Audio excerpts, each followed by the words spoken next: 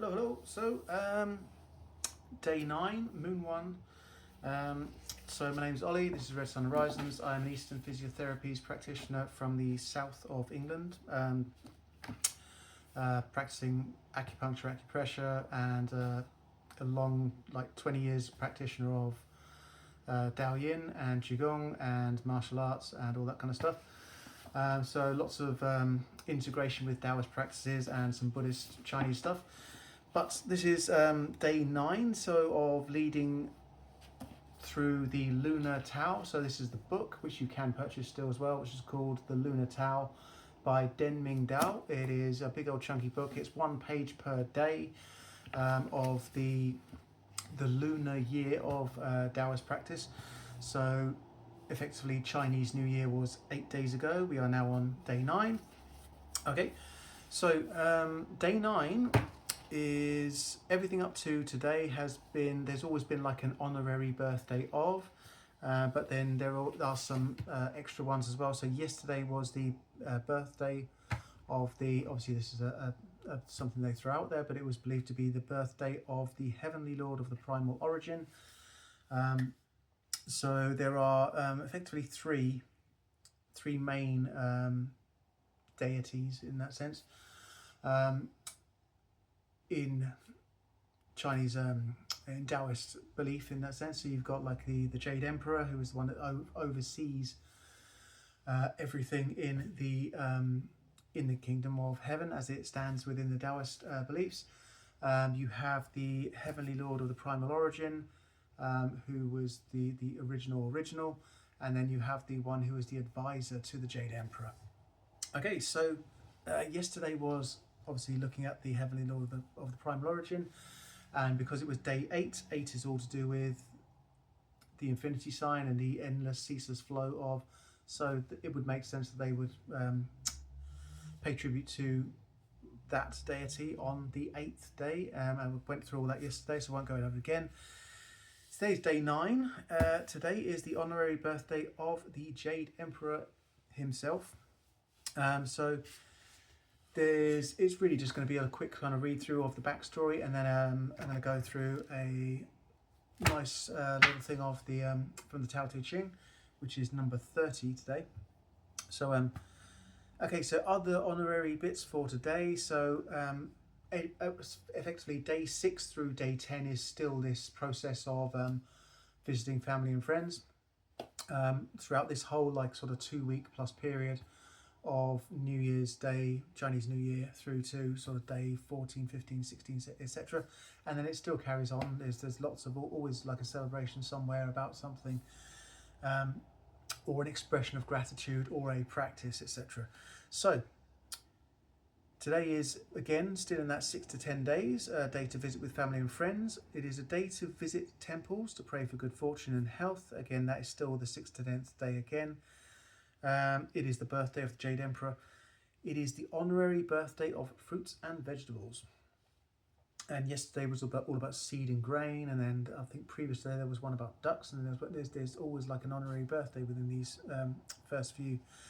So this is really just a backstory of who the Heavenly Lord of, who the Jade Emperor is.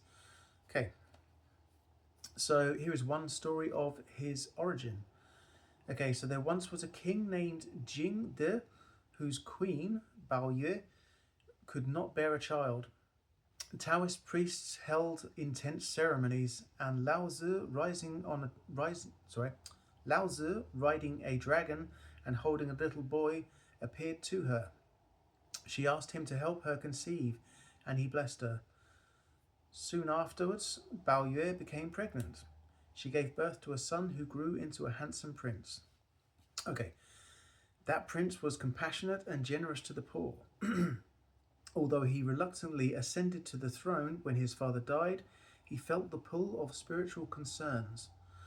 After some years, he abdicated in favor of his chief minister and became a mountain recluse.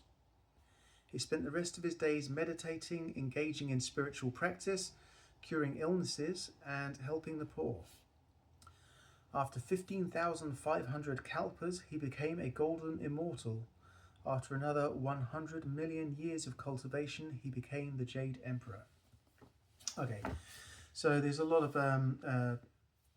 kind of stories going into like what makes a good leader and all that kind of thing. It's and compassion obviously is one of the key goals in Taoism and Buddhism, and you'll find it in Confucianism as well.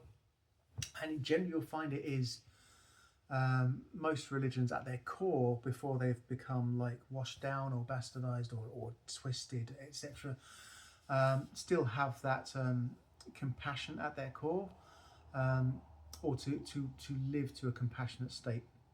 It's generally humans that have twisted things for their own gain over the years. Okay, so yeah, the three more little bits I'll read out of this. I won't read the whole thing, but the three pure ones. So as I mentioned earlier on, so the Jade Emperor, the Advisor, and the Heavenly Lord of the Primal Origin. They symbolize everything one needs to be a Taoist. So the Jade Emperor is a symbolization to be good and pure, engage in spiritual practice, be disinterested in power, and heal and care for the poor. The Great Supreme Old Lord teaches us to be deeply learned, be master of an entire archive, to have insight into the Tao, and to be compassionate enough to transmit your insights to others. Okay. And then the Heavenly Lord of the Primal Origin teaches us to return to the source, for you are the source who knows the secret of never dying and dwelling beyond all limits. Okay, so that's all for that one, really. So it is that's the main thing. It is the honorary birthday of the Jade Emperor. So the one I picked that kind of ties into that is this one, number 30. So whoever relies on the Tao in governing men doesn't try to force issues or defeat enemies by force of arms. For every force there is a counterforce. Violence, even well-intentioned, always rebounds upon itself. The master does his job and then stops. He understands that the universe is forever out of control, and that trying to dominate events goes against the current of the Tao. Because he believes in himself, he doesn't try to convince others. Because he is content with himself, he doesn't need others' approval. Because he accepts himself, the whole world accepts him. So that last bit, the very last bit, is the bit that I particularly like of that one. Something I struggled with for most of my childhood and everything else, which was lack of accepting yourself. So someone who was born gay and literally born in 1980, so homophobia was far more rife in the UK back then, and someone who was went through puberty 2 years before everyone else, and went to a Catholic preschool, Catholic junior school, Catholic upper school, all that kind of stuff, and was probably far more sexually aware, like again in line with that puberty thing. So 2 years before everything else. So it was there was a whole kind of especially again Catholic schools even more so back then. There was the religious education teacher was very much sort of the heaven is real, hell is real. If you're gay, you're going to hell. If you do anything, the one that really stuck with me from that person was apparently it's just as bad to think an evil thought as it is to carry it out, which I think is absolute bullshit. But that person has some serious issues and some serious hang-ups, and there was a lot of that obviously back then in especially in the more stricter religions like Catholicism. And looking back, I just remember events around that person and just being really kind of really broken in many ways, and spewed a lot of tripe that went towards breaking other people. But you know, that is part of my history, part of my past. But that is the thing, obviously. So referring back to that last sentence, because he accepts himself, the whole world accepts him. So my experience of childhood and adolescence and everything was very much one of not that, was very much more one of like shame and guilt and self-hatred and all that kind of stuff, which still has, you know, this current theme, although I've obviously, you know, worked a lot of it and I'm still working a lot of it. This whole theme of like well, now within therapy, still imposter syndrome, as anyone in a profession gets, I think.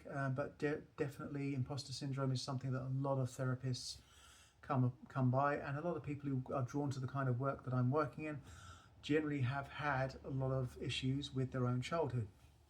So, yeah. So, inferiority complex, effectively, is the thing in that sense. That's what kind of rides through, and you have to constantly kind of the practice for that would a practice for that. There are treatments such as I do, and other modalities as well. But the best thing for that I've ever come across is really kind of you know, to try and look at yourself, look at your actions, look at your past history and timeline, and then reassess yourself. Look at that timeline of events and put someone else's name to that, and look at how you would actually talk to that person. Would you talk to that person the same way you talk to yourself and have spoken to yourself consecutively throughout that time until today? And you'll generally find no, you would not have talked. You would have been far more forgiving to that person. You would have been far more understanding of that person, and even nourishing, or, you know, you would have taken steps towards that person.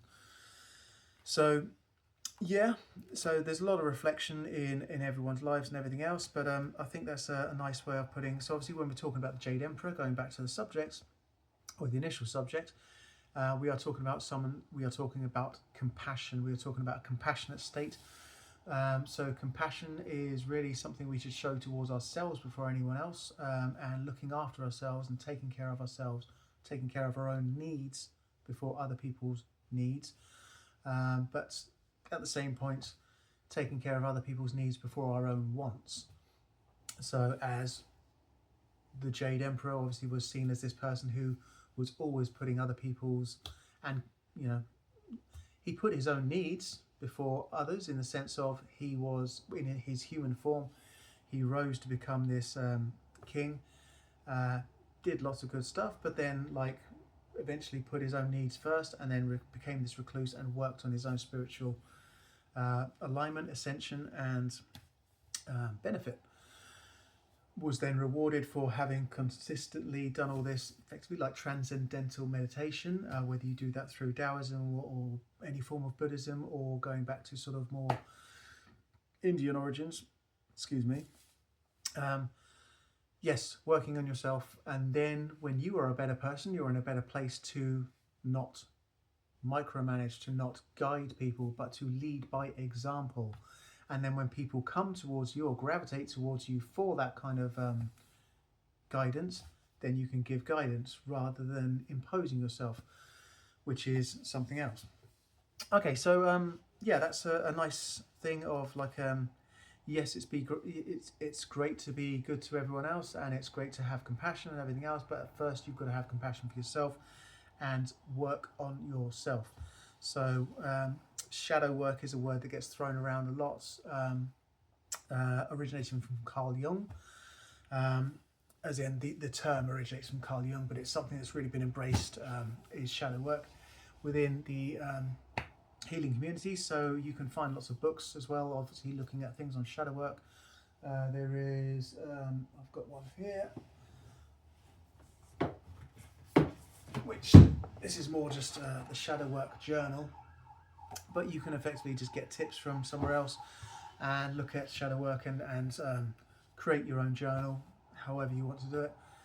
I'm a big fan of journaling. It's not something I've done enough of recently, but in the work I do with the 8 extraordinary meridians, where you are looking at, especially when you start looking at those 8 meridians, which are the far deeper ones, so you're looking at kind of all of this historic things, from the Renmai, so any issues you've had with your mother, the Dumai, any issues you've had with your father, but especially what we call the minor four, but they are really because they are the ones that are more influenced from sort of adolescence onwards, or when you're more self-aware onwards. So the Yin Chao Mai, the Yin Wei Mai, the Tu Chao Mai and the Tu Wei Mai. The Chao is where you're how you're affected by your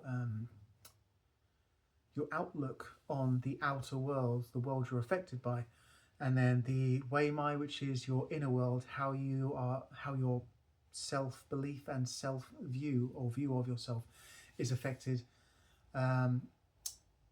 by that which you've accepted from other people, or you've judged yourself in comparison to other people, even though a lot of what we perceive of other people's lives is not how they perceive themselves, going back to what we said earlier. So this is why things like Facebook and that can be quite damaging, or historically was quite damaging, where everyone was only posting the highlights of their lives, none of the the lowlights. I think that has rectified a little bit over the years.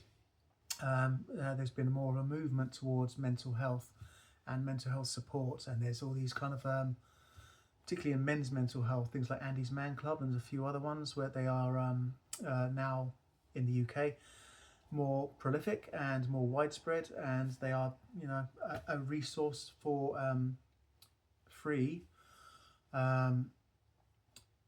group therapy, effectively, a means to talk, a vent, an outlet. Anyway, so that was today, day 9, moon 1, all tributes to the Jade Emperor, but also a tribute to, I think, his pathway and what we can learn and follow from that, which is to look after ourselves. Obviously nowadays we need to clear a lot of the crap from the past, but beyond that, then to try and work and better ourselves and lead towards that state of compassion. And there is a whole thing in Taoist. There's always a thing about giving.